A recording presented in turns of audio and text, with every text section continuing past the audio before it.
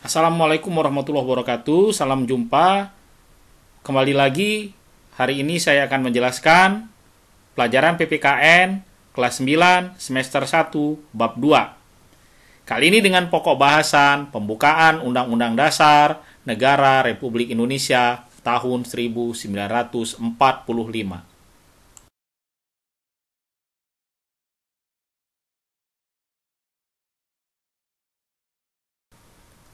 Pada pokok bahasan ini ada beberapa tujuan pembelajaran. Untuk sub-pokok bahasan terdiri dari 3 sub-pokok bahasan. Yang pertama, A. Isi dan makna alinea pembukaan Undang-Undang Dasar Negara Republik Indonesia tahun 1945. B. Pentingnya pokok pikiran pembukaan Undang-Undang Dasar Negara Republik Indonesia tahun 1945.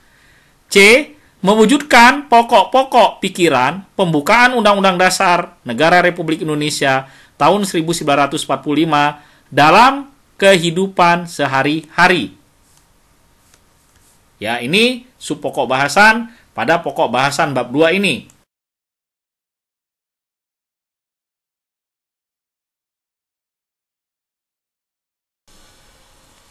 A. Isi dan makna alinea pembukaan Undang-Undang Dasar Negara Republik Indonesia tahun 1945.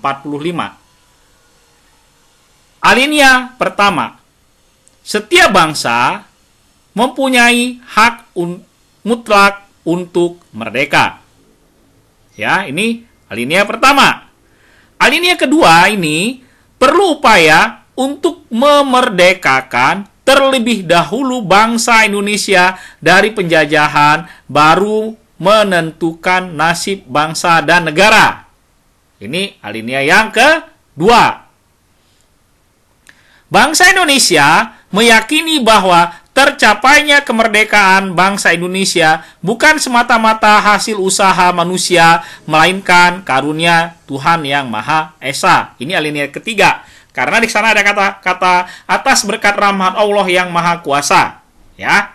Selanjutnya, alinea keempat.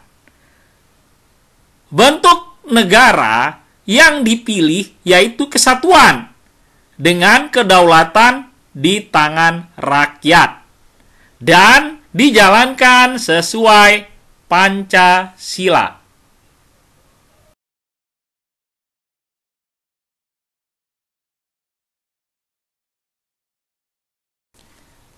Makna pokok-pokok pikiran dalam pembukaan Undang-Undang Dasar Negara Republik Indonesia tahun 1945. Nah, sekarang yang kita lihat ini adalah makna pokok pikiran dalam pembukaan Undang-Undang Dasar Negara Republik Indonesia tahun 1945. Kita lihat nih, pokok pikiran pertama. Negara dalam melaksanakan kewajiban didasarkan pada asas persatuan. Di sini dikatakan negara dalam melaksanakan kewajiban didasarkan pada asas persatuan. Nah, selanjutnya kita lihat lagi pokok pikiran kedua. Manusia mempunyai hak dan kewajiban yang sama untuk menciptakan keadilan sosial dalam kehidupan masyarakat. Jadi di dalam makna pokok pikiran yang kedua dari Undang-Undang Dasar Negara Republik Indonesia tahun 1945, di sini dikatakan manusia mempunyai hak dan kewajiban yang sama untuk menciptakan keadilan sosial dalam kehidupan masyarakat. Nih, selanjutnya kita lihat lagi pokok pikiran yang ketiga. Dalam pokok pikiran yang ketiga ini, ya di sini bisa dilihat nih di slide. Sistem demokrasi menjadi bagian dari pelaksanaan kekuasaan sistem pemerintahan Indonesia dengan berdasarkan pada sistem perwakilan. Jadi kita pemakai sistem demokrasi. Nah, saya ulang lagi ya. Di pokok pikiran yang ketiga, sistem demokrasi menjadi bagian dari pelaksanaan kekuasaan. Nah, sistem pemerintahan Indonesia dengan berdasarkan pada sistem perwakilan. Ini pokok pikiran yang ketiga. Kita lihat lagi yang pokok pikiran keempatnya. Nah, di pokok pikiran yang keempat ini, Undang-Undang Dasar mewajibkan pemerintah memelihara budi pekerti, kemanusiaan yang luhur, dan memegang teguh cita-cita moral rakyat yang luhur. Nah, ini makna pokok-pokok pikiran dalam pembukaan Undang-Undang Dasar Negara Republik Indonesia tahun 1945.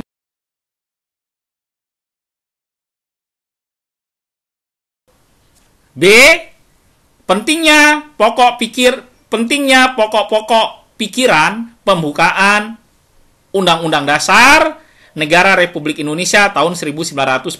Sekarang kita sudah masuk sub-pokok bahasan yang kedua ini. Apa? B. Pentingnya pokok-pokok pikiran pembukaan Undang-Undang Dasar Negara Republik Indonesia tahun 1945. Kita lihat pokok pikiran. Ini ada 4 pokok pikiran. Ini akan Bapak jelasin satu persatu ya. Nah, ini ingat nih, pokok pikirannya jangan sampai kebalik-balik. Nah, sekarang kita lihat lagi nih ya. Yang pertama nih. Pertama, pokok pikiran pertama.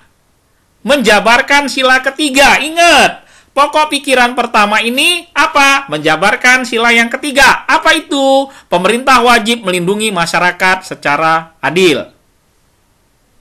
Ya, ini pokok pikiran yang pertama, menjabarkan sila yang ketiga. Nah, selanjutnya kamu lihat lagi, pokok pikiran yang kedua.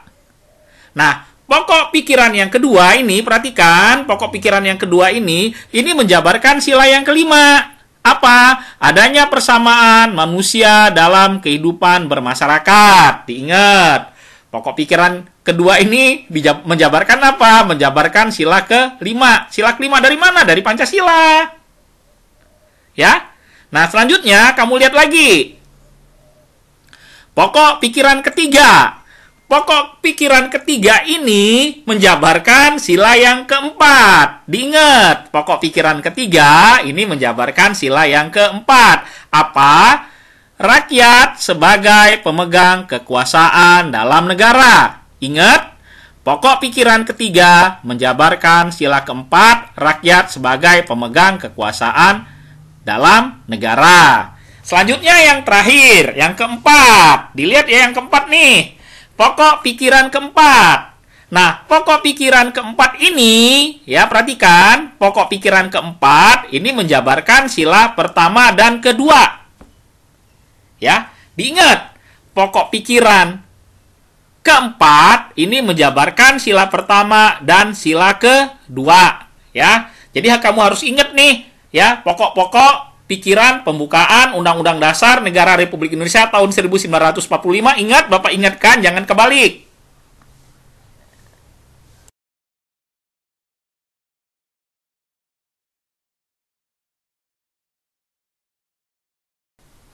Selanjutnya kita lihat sekarang, ini kedudukan pembukaan Undang-Undang Dasar Negara Republik Indonesia tahun 1945. Ini ada 3 ya. Ini akan Bapak jelasin satu-satu nih. Yang pertama, sumber hukum tertinggi negara. Nah, sumber hukum tertinggi negara. Tercantumnya Pancasila dalam alinea keempat, pembukaan Undang-Undang Dasar Negara Republik Indonesia tahun 1945 membawa konsekuensi bagi peraturan hukum yang terletak di bawah Undang-Undang Dasar Negara Republik Indonesia tahun 1945. Jadi apa? Yang sistematika tertinggi ini adalah Undang-Undang Dasar 1945. Nah, aturan yang di bawahnya, misalnya undang-undang, ada peraturan daerah, misalnya ya, atau peraturan pemerintah, itu harus apa? Harus sesuai dengan Undang-Undang Dasar Negara Republik Indonesia. Ya, karena di sini dikatakan dia dijadikan apa di sini dikatakan? Dikatakan di sini tercantumnya Pancasila dalam alinea keempat, pembukaan Undang-Undang Dasar Negara Republik Indonesia tahun 1945 membawa konsekuensi bagi peraturan hukum yang terletak di bawah Undang-Undang Dasar Negara Republik Indonesia tahun 1945. Kenapa? Di sini dikatakan dia menjadi sumber hukum ya negara yang tertinggi. Ya. Selanjutnya kita lihat nih. Pokok kaidah negara yang fundamental. Kita lihat sekarang pokok kaidah negara yang fundamental. Gimana sih pokok kaidah negara yang fundamental? Kita lihat sekarang. Pembukaan Undang-Undang Dasar Negara Republik Indonesia tahun 1945 sebagai pokok kaidah negara yang fundamental atau disebut dengan disebut juga dengan Stat Fundamental Norm. Ya. Ini yang kedua. Selanjutnya yang ketiga. Yang ketiga, naskah proklamasi yang terperinci. Nah, di sini dikatakan naskah proklamasi yang terperinci. Ini menunjukkan adanya hubungan proklamasi dengan pembukaan Undang-Undang Dasar Negara Republik Indonesia tahun 1945, ya.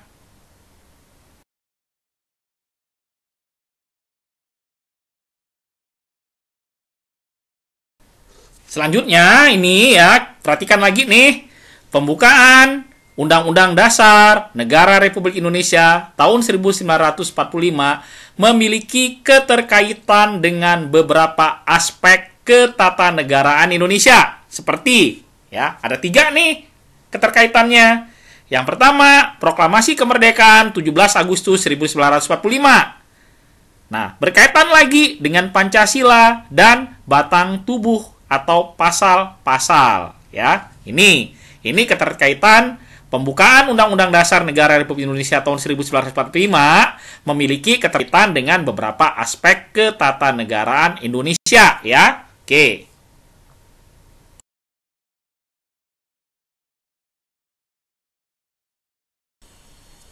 C. Mewujudkan pokok-pokok pikiran pembukaan Undang-Undang Dasar Negara Republik Indonesia tahun 1945 dalam kehidupan sehari-hari. Nah, ini ya, perhatikan nih. Ini, yang C ini mewujudkan pokok-pokok pikiran pembukaan Undang-Undang Dasar Negara Republik Indonesia tahun 1945 dalam kehidupan sehari-hari. Kita lihat satu persatu nih ya. Ini, ada prinsip persatuan dan kesatuan. Ada prinsip nasionalisme. Ada prinsip wawasan Nusantara. Ada prinsip Bhinneka Tunggal Ika. Ada prinsip kebebasan yang bertanggung jawab. Dan ada prinsip persatuan pembangunan untuk mewujudkan cita-cita reformasi. Ya.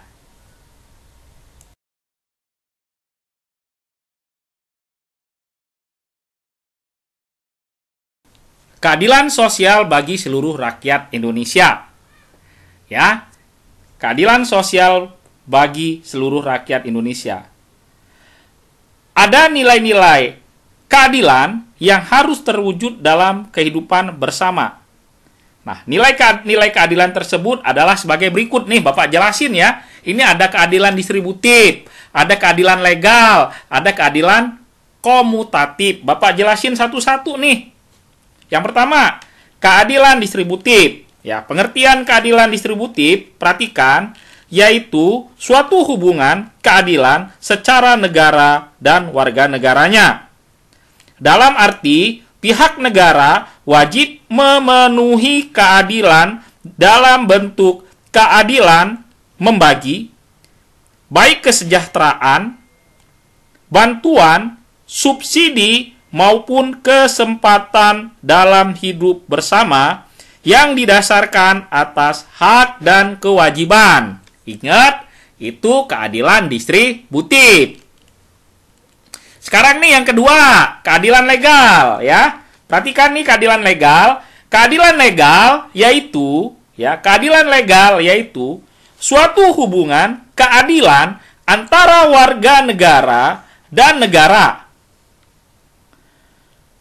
Dalam masalah ini, warga negara wajib memenuhi keadilan dalam bentuk menaati peraturan perundang-undangan yang berlaku dalam negara. Ya, ini keadilan legal. Nah, lihat lagi nih yang ketiga. Yang ketiga keadilan komutatif. Nah, perhatikan keadilan komutatif apa? Keadilan komutatif. Keadilan komutatif yaitu suatu hubungan keadilan antara warga satu dan yang lainnya, perhatikan nih ya, secara timbal balik. Nah, keadilan ini bertujuan, jadi keadilan komutatif itu punya tujuan, bertujuan untuk apa? Untuk memelihara ketertiban masyarakat dan kesejahteraan umum. Nah, ini pengertian dari keadilan distributif, keadilan legal, dan keadilan komutatif. Oke?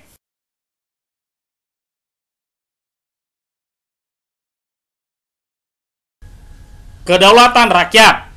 Ya, kita sekarang lihat kedaulatan rakyat. Musyawarah merupakan salah satu bentuk penyelesaian masalah sesuai prinsip kedaulatan rakyat. Dalam musyawarah, kadang dijumpai anggota masyarakat yang setuju dan tidak setuju. Seorang pemimpin rapat harus pandai-pandai apa? Pandai-pandai mengarahkan peserta musyawarah agar tercapai kesepakatan bersama. Nanti keputusan bersama secara musyawarah mufakat bisa dilakukan dalam keluarga, sekolah, masyarakat, dan negara. Nah, sekarang kita lihat secara simpelnya aja nih. Nah, secara simpel, kedaulatan rakyat artinya penyelesaian masalah di lingkungan keluarga, sekolah, masyarakat, dan negara dilakukan secara musyawarah mufakat.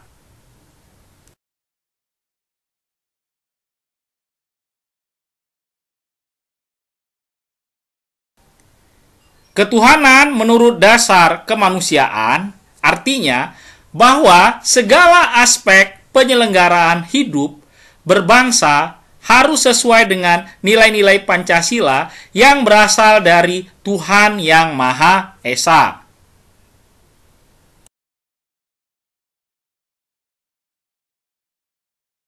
Demikian yang bisa Bapak jelaskan hari ini. Ya, mudah-mudahan kamu bisa mengerti dan memahaminya. Salam sehat untuk kita semua. Wabillahi taufiq wal hidayah. Wassalamualaikum warahmatullahi wabarakatuh.